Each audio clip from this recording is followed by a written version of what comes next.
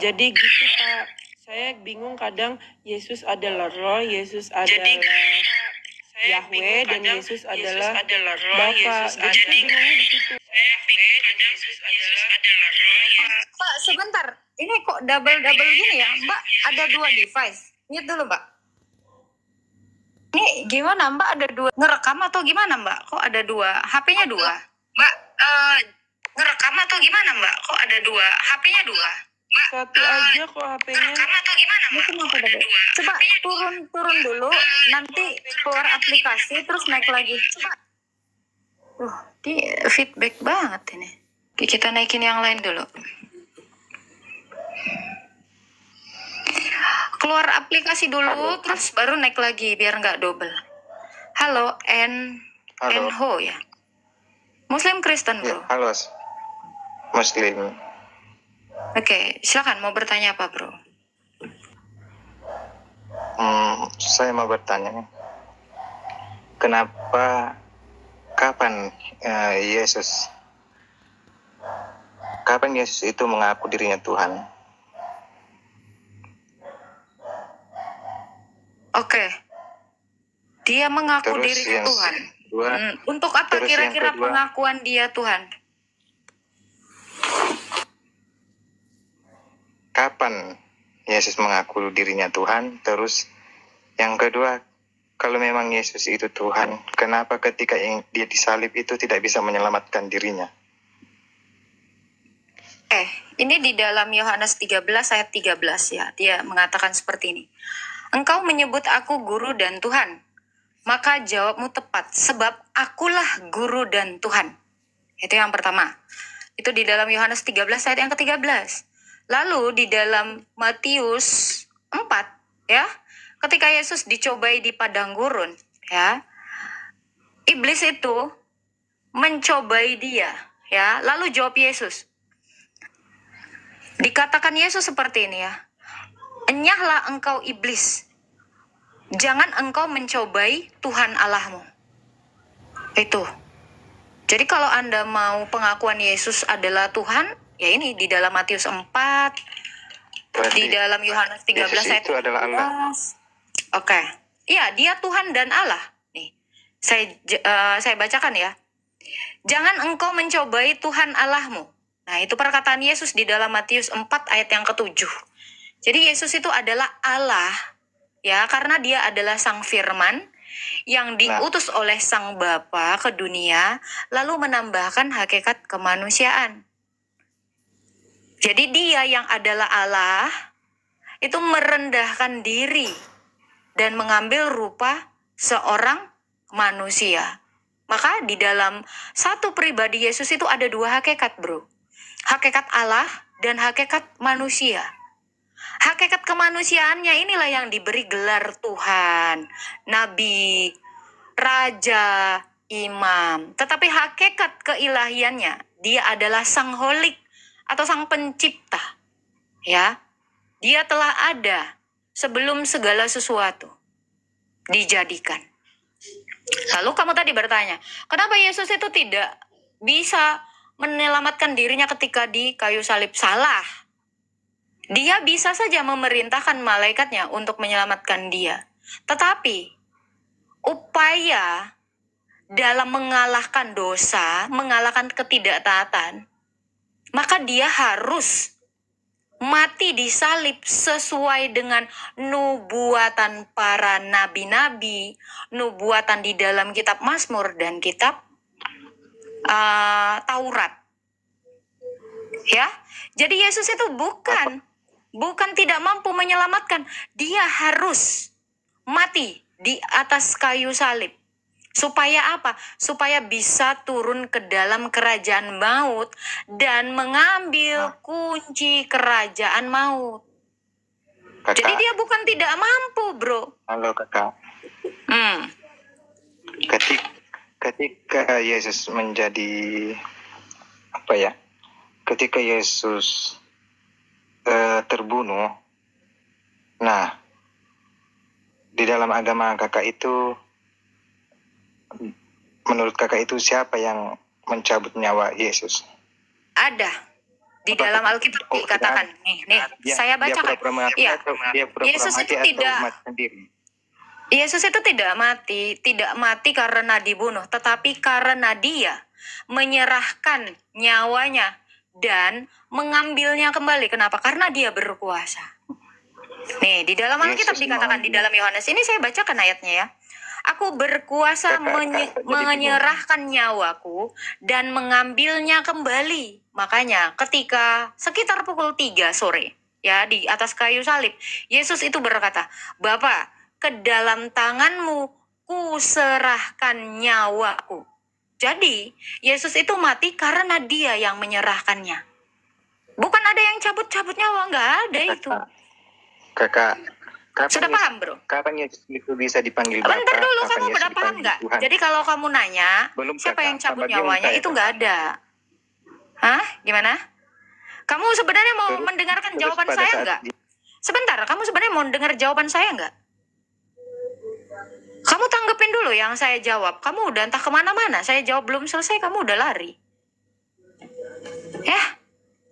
Ya saya beritahukan Anda. Yesus itu tidak ada yang cabut nyawanya.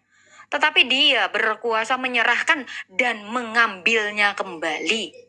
Tidak ada acara cabut-cabutan. Silakan, dibuka mute-nya. Mute-nya dibuka, bro.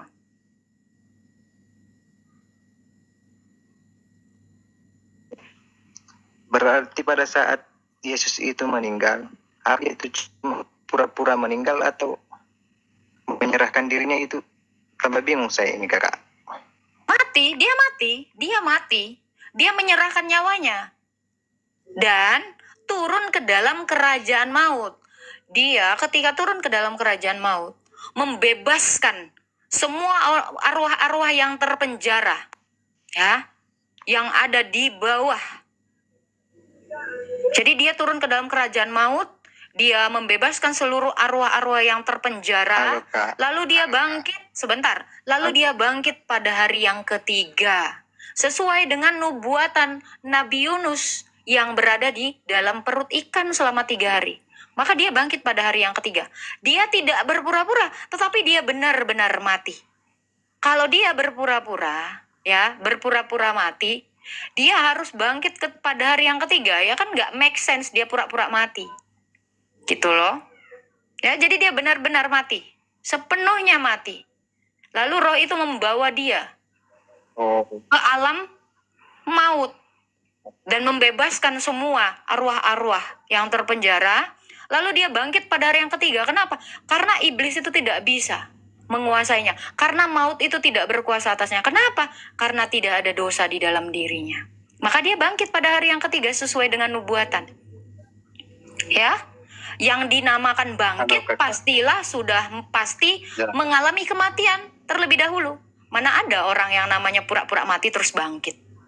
Itu namanya dia nggak beneran mati. Gitu, bro. Untuk apa? Untuk apa Yesus itu mati dan bangkit? Untuk membuktikan bahwa dosa tidak berkuasa atas dia. Iblis tidak berkuasa atas dia. Dan maut tidak berkuasa atas dia. Makanya dia bangkit. Dia membuktikan kepada seluruh bangsa Israel, ya, bahwa akulah kebangkitan dan hidup. Ya, jadi kematian dan kebangkitannya adalah barang bukti bagi seluruh manusia yang ingin selamat. Karena apa? Dia sudah membuktikan keselamatan itu ada di dalam dirinya. Jadi kalau ada Allah-Allah yang mengaku-ngaku mampu menyelamatkan tetapi tidak mampu membuktikan, saya yakin itu cuma Allah-Allah yang omong kosong. Gitu, Pak. Terus ketika Yesus itu dilahirkan, siapa yang menciptakan, melahirkan Yesus itu? Ketika apa, Pak? Ulang lagi, Pak. Ulang lagi pertanyaanmu. Yesus dilahirkan. Terus? Siapa yang menciptakan ibu Yesus itu? Hah? Siapa? Kakak. Iya. Terus? Ngomong, Pak. Yesus kan lahir. Iya, Bapak putus-putus suaranya. Ulang lagi. Halo. Ya, terus sinyal maupun jelek sekali. Ya. Terus? Lanjut Pak, lanjut.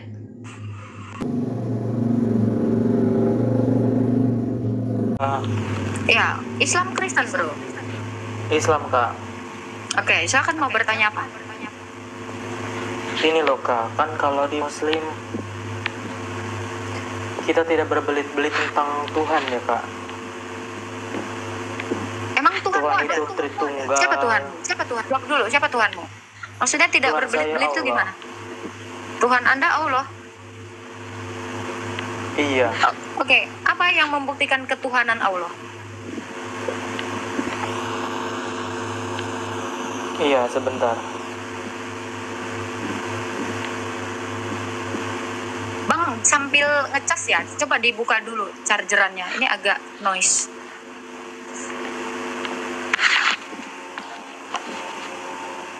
Oke. Halo? Silakan. Apa yang membuktikan ketuhanan Allah?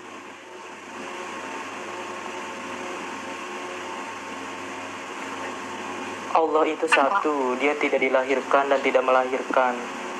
Oke, lalu batu juga tidak dilahirkan dan tidak melahirkan, Pak.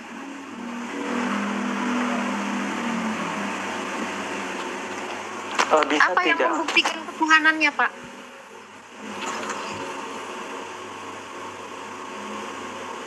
Nggak ada bedanya dengan batu. Batu juga tidak dilahirkan dan tidak melahirkan, Pak. Apa ketuhanan atau kekuasaan Allah itu, Pak? Bukti kekuasaan Allah.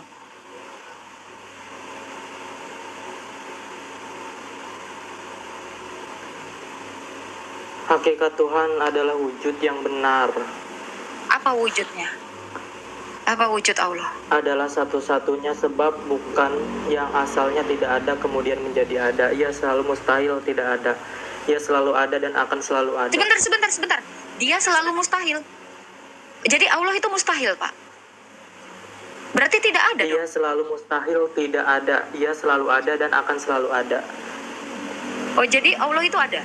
Jadi Allah itu ada? Ada. Apa wujudnya, Pak?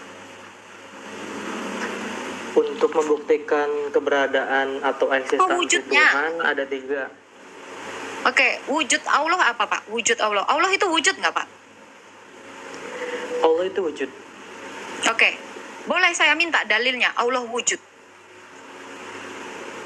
Yang mengatakan Allah itu wujud.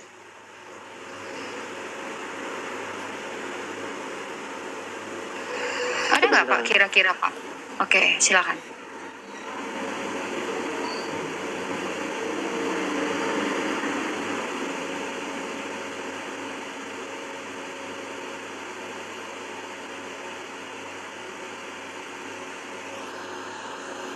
Berapa, bro? Di sini banyak terkandung dalam surah apa? Di sini hanya saya menemukan di surah Satu Al-An'am. aja. Al-An'am. Bacain, bro. Sebentar. Yang mengatakan Allah itu wujud. Al-An'am ayat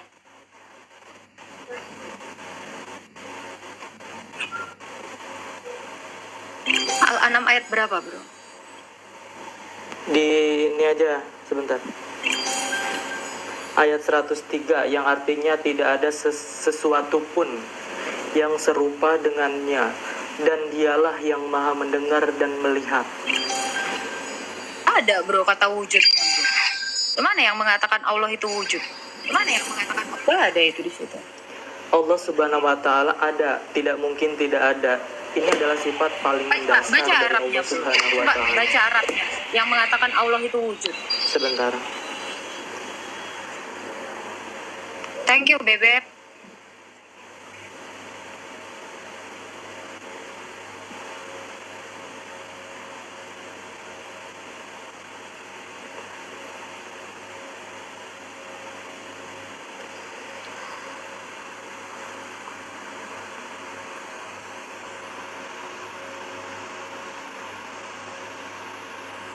Wa huwa yudrikul absar wa huwal latiful khabir. Dia tidak dapat dicapai oleh penglihatan mata, sedang dia dapat melihat segala Ini ayat yang mana penglihatan lagi nih? itu. Ini ayat yang Mana nggak ada yang mengatakan Allah wujud. Surah Al-An'am. Iya, nggak ada Ayat yang mengatakan 103. Allah wujud, itu nggak ada. Saya nggak mendengar kata wujud. Nggak ada yang mengatakan Allah itu wujud. Gimana sih, bro? QS mana yang mengatakan Allah itu wujud? Kenapa kalian mensifati dia wujud? Mengatakan Allah wujud. Tapi tidak ada ayatnya.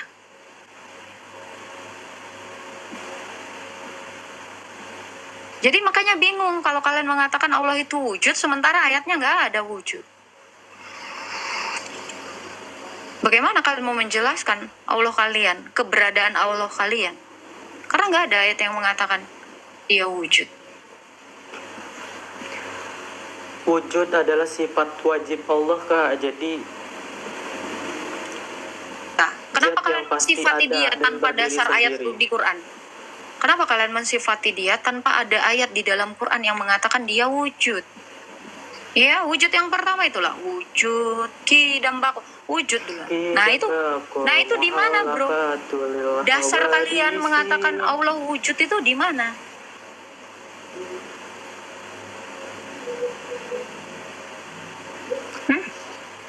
di sini wujud itu tidak terbatas, Kak. Iya, dikatakan di mana ayatnya yang mengatakan Allah itu wujud?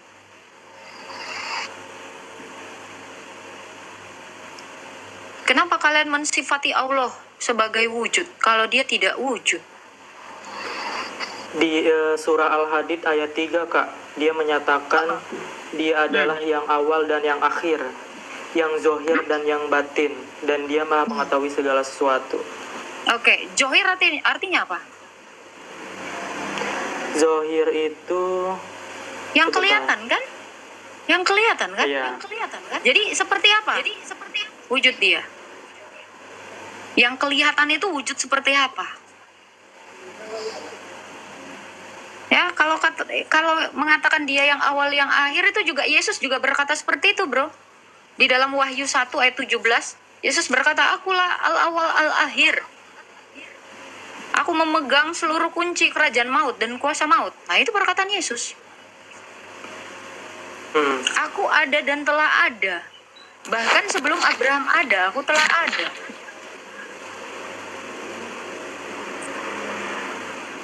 Coba, bro.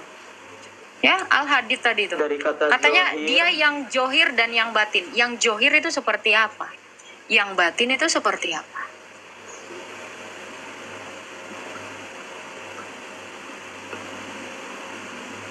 Jangan gitu dong, yang di bawah Muhammad turun kau.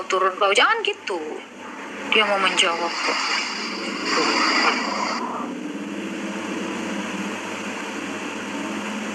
Makanya saya tanya gini, bro, kenapa kamu masih Islam? Kamu umur berapa, bro? 24, Kak.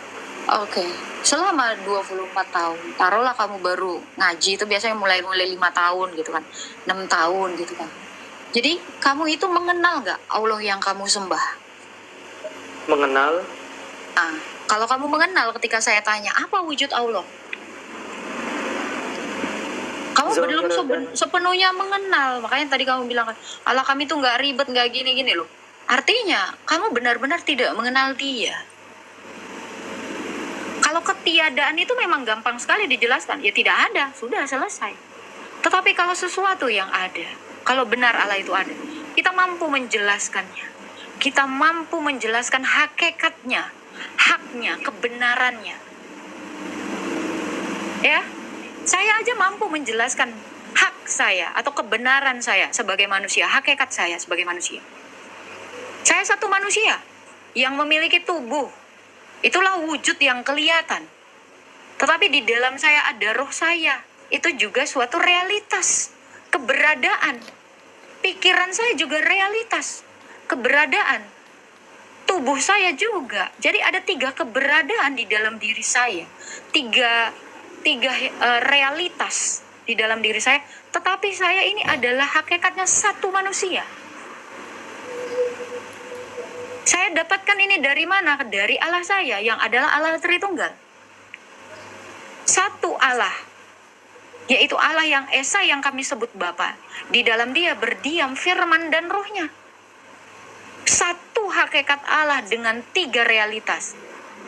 Al-wujud Allah yaitu Bapa, yaitu terang yang tak terhampiri, kasih dan juga roh. Itulah al-wujud dari Allah kami. Kebenaran atau hakikat dari Allah kami. Yang di dalamnya berdiam firman dan rohnya. Dia menciptakan segala sesuatu dengan firman-Nya.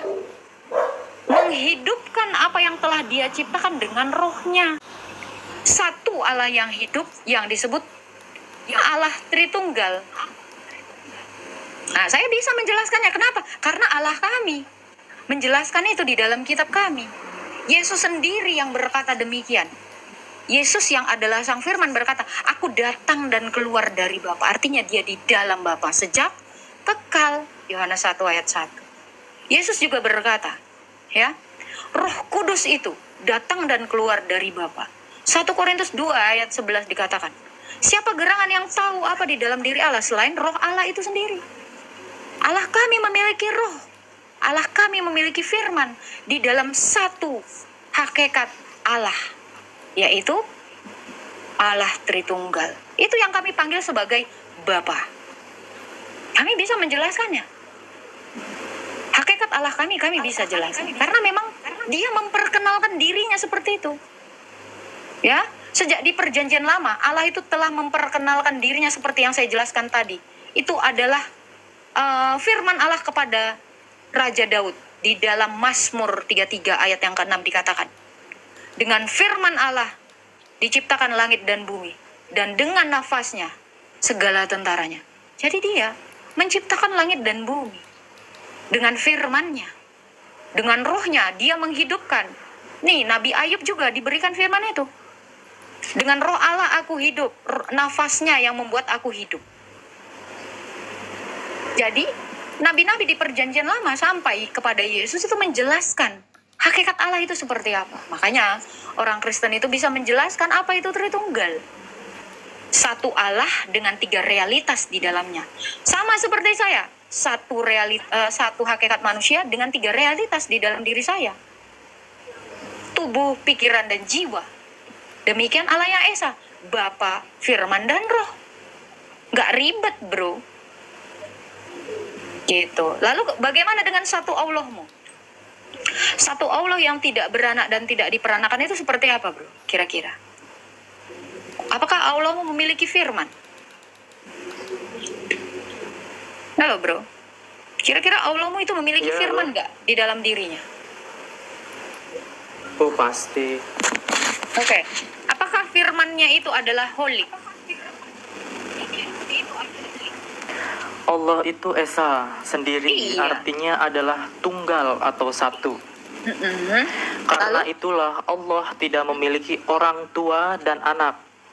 Oke. Ya. Baik.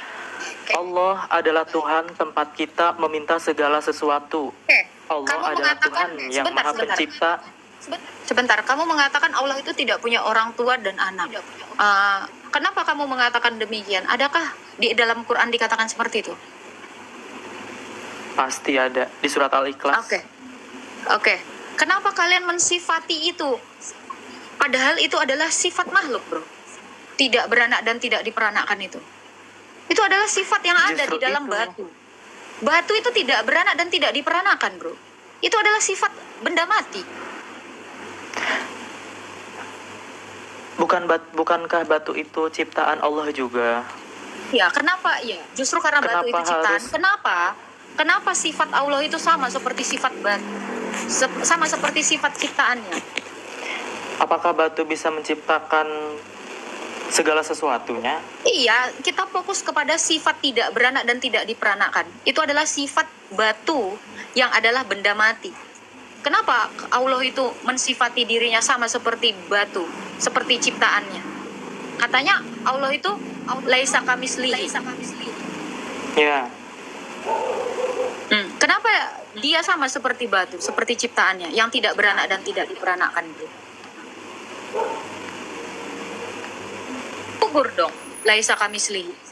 Ternyata ada yang seperti dia, yaitu batu, tidak beranak dan tidak diperanakkan. Gimana itu?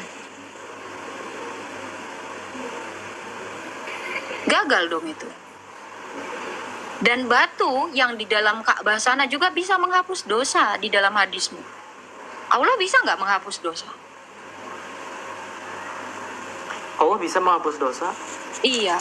Dan batu, rukun Yamani itu, yaitu batu, dengan mengusapnya atau menciumnya, itu bisa menghapus dosa, bro.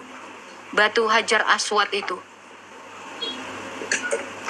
Batu Hajar Aswad itu, Hah? dia batu dari surga, Mbak. Iya. Kenapa batu juga bisa menghapus dosa sama seperti Allah? Sebentar. Ini nggak ada ubahnya, bro. Pencipta dengan ciptaan itu hampir sama, saya lihat. Batu juga tidak beranak dan tidak diperanakkan. Batu bisa menghapus dosa. Allah juga. Betul tidak? Artinya, laisa kamislihi itu gagal, bro. Karena tidak ada yang sama seperti dia. Ternyata batu sama seperti dia. Bisa menghapus dosa. Tidak beranak dan tidak diperanakkan. Ternyata ada ciptaannya yang meniru dia.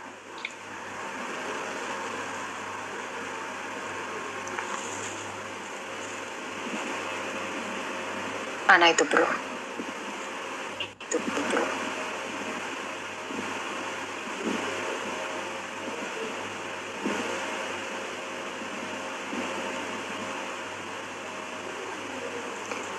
Laisa kamislihi wa huwas sami'ul basir.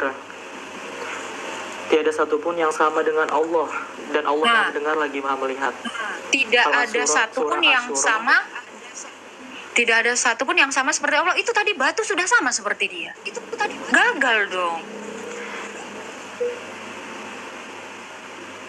Kenapa harus ke batu-batu ya, kayak kalau batu kan ciptaan Allah, Itu bukan? salah satu sifat yang dimiliki batu, yang bisa saya ceritakan kepada kamu, yang bisa saya jelaskan kepada kamu. Air juga tidak beranak dan tidak diperanakkan. Ya. Nah, gimana itu? Berarti yang tidak sama seperti dia itu gagal, bro.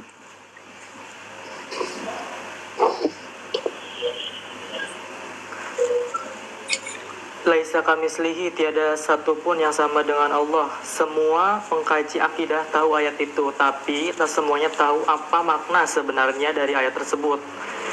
Mereka yang tak tahu maksudnya akan mengira bahwa ayat itu berarti tidak ada yang bentuknya atau karakter fisiknya sama dengan Allah. Dalam benak mereka, Allah itu punya fisik, hanya saja bentuk dan karakteristiknya atau kipayahnya, ya, tak mirip dengan segala bentuk fisik yang lain.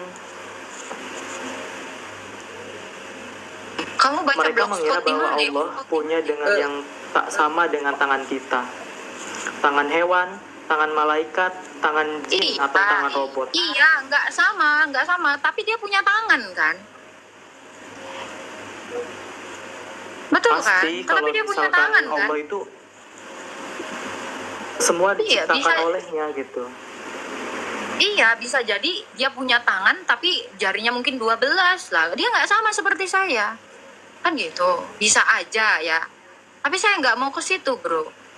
Tadi ya, fokus ya. Kalau kamu mengatakan Allah itu wujud, itu pun nggak terbukti dia wujud.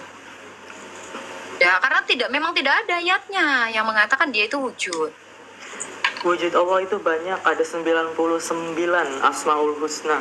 Dari Itu menciptakan bukan segala wujud, bro. sesuatu. Itu bukan wujud, bro. Itu gelar-gelarnya, itu namanya. Itu bukan wujud. Apalagi Tuhan yang berwujud manusia, Kak, itu tidak ada. Ada. Adalah. Bahkan di dalam Quranmu juga dikatakan, janganlah kamu menuhankan hawa nafsu. Hawa nafsu itu juga Tuhan, bro. Benar gak? Kalau ada Hawa orang nafsu yang menuhankan hawa nafsunya, maka hawa nafsu itu menjadi Tuhan atas dirinya. Benar gak? Dia yang mengendalikan, dia yang menguasai, itu makna Tuhan. Ya. Jadi kalau kamu bilang gak ada manusia jadi Tuhan, ada, bro. Nggak ada manusia yang disembah, ada, bro. Bahkan Adam itu disembah sama malaikat, ya. Iblis nggak mau nyembahnya. Jadi kalau ada yang mau ngomong ya, nggak ada manusia disembah, ada. Adam di dalam kitabmu itu disembah. Malaikat dan iblis sembahlah Adam, tapi iblis nggak mau. Berarti ada yang namanya penyembahan terhadap manusia. Kenapa kalian kaget? Ada yang namanya menuhankan perut. Ada yang namanya menuhankan hawa nafsu. Iya kan? Jadi Tuhan itu banyak. Nafsumu pun bisa jadi Tuhan atas dirimu karena dia berkuasa atas dirimu. Itu yang maknanya dituhankan. Ada yang menuhankan uang tuh kata Pak Des Abed. Gitu bro. Jadi apa dulu definisi Tuhan nih biar kita tahu. Teman-teman, Pak Erben udah mulai belum sih live-nya? Oh, gue penisirin ya sama live-nya Pak Erben sama si Ardian. Udah mulai belum? Oke, gimana menurutmu bro? Jadi kamu cari dulu kata wujud di dalam Al-Quranmu. Terus kamu tanya ustadzmu, kenapa ustadz? Kita mensifati Allah dengan wujud. Tetapi tidak ada rujukan atas ayat yang mengatakan Allah itu wujud. Nah itu. Terus kamu yang tadi bawa surat Al-Hadid, coba kamu tanyakan. Dialah yang awal dan yang akhir. Dia yang johir dan yang batin. Apa? Allah yang johir itu seperti apa? Allah yang batin tuh kita tahu ya itu yang goib. Yang gak kelihatan gitu. Allah yang johir itu seperti apa bro? Banyak sebenarnya. Makanya saya katakan, kamu kenali dulu siapa yang kamu sembah. Makanya setiap yang bertanya ke room saya tanya, kenapa kamu masih Islam? Apa alasan kamu bertahan dengan agama Islam? Apa yang membuat kamu seyakin itu? Kalau kamu benar-benar sudah mengenali siapa yang kamu sembah, maka saya yakin kamu gak akan bertahan dengan agama sekarang ini. Cobalah kita berlogika. Ya, kita cari tahu, kita benar-benar mengenali.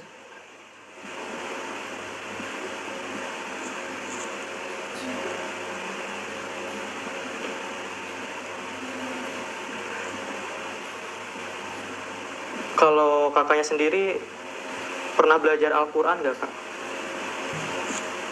Banyak saya belajar. Dari semasa sebelumnya emang dari lahir atau agama ini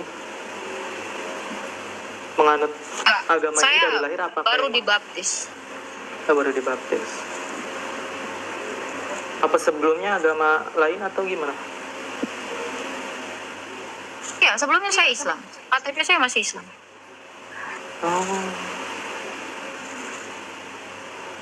Alasannya kenapa yang Mbak pindah agama ke Katolik? Saya bukan Katolik bro, saya Kristen Ortodoks. Oh Ortodoks ya, maksud saya mohon maaf. Ya karena saya cari tahu untuk apa tujuan saya diciptakan. Kenapa saya mengalami kematian? Itu yang saya tanya-tanya dalam diri saya.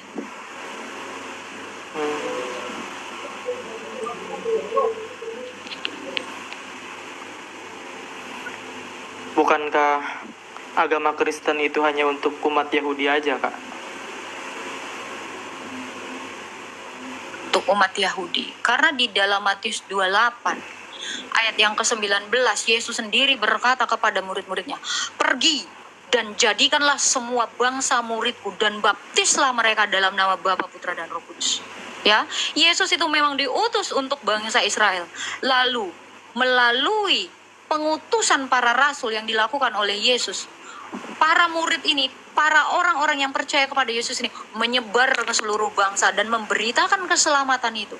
Supaya apa? Supaya semua orang beroleh hidup kekal. Ya, Yesus memang diutus untuk orang-orang Yahudi, tetapi jangan salah. Bahwa murid-muridnya itu dia utus untuk segala bangsa. Ya, itu bro. Makanya bisa sampai keselamatan itu ke Indonesia, sampai ke saya. Gitu bro. Jadi saya pernah mendengar bahwa Yesus itu, bukankah dia Muslim juga ya kak?